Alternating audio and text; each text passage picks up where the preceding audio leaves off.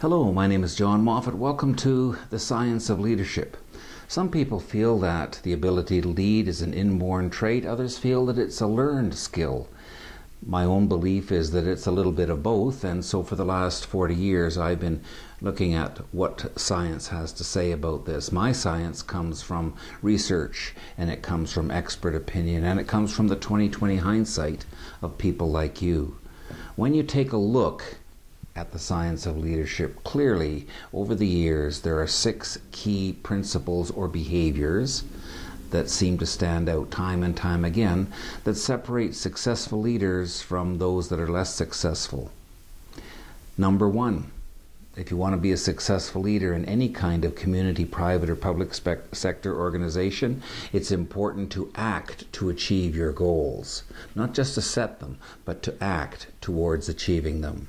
Number 2, it's important to tell people clearly what you want them to do. Your job as a leader is not to do the work yourself, the hands-on work, but rather to get the hands-on work done through the efforts of others. In order to do that, those others have to know exactly what you have in mind.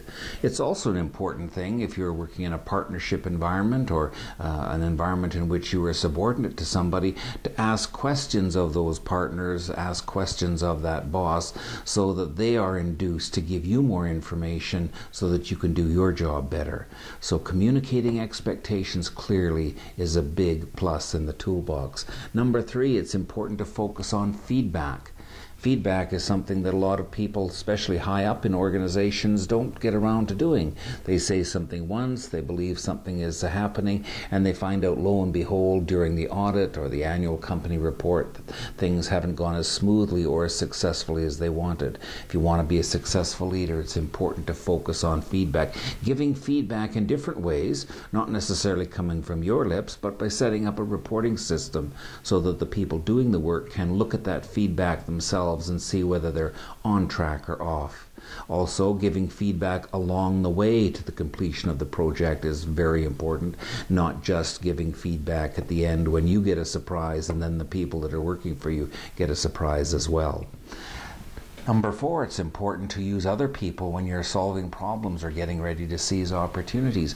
Make use of several brains and several sets of eyes and ears and different kinds of training and experience when you come together to decide on what the problem is, what the cause of the problem is, and what are the alternatives that you need to consider to do something about it, and then who does what, when, where, and how to do that job, to improve the situation, the service, or the product.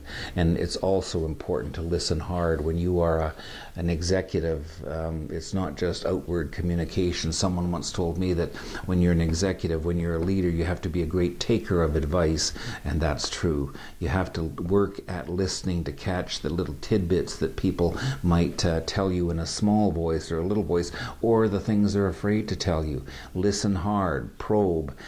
You may get that gem that you need to turn something around from a failing proposition into a successful proposition for the organization, certainly for your clients, and importantly for yourself as well. And finally, it's important to maintain a focus as the leader, leading by example. Maintain a focus on being concerned about your internal customers, different departments within the organizations that have to help each other out and place orders and receive services from other departments internally, on the road to producing an external service or product for clients out in the community.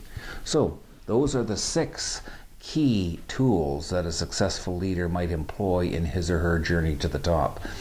In the next program series along this line, we're going to be taking a really good look at each one of these, concluding with a list of 6 or 7 things that, if not done, constitute 85% of performance problems in organizations. In other words, if you're proactive as a leader and you take care of business ahead of time, you're going to be, with one sweep of the broom, eliminating 85% of possible problems for your organization, your clients, and yourself.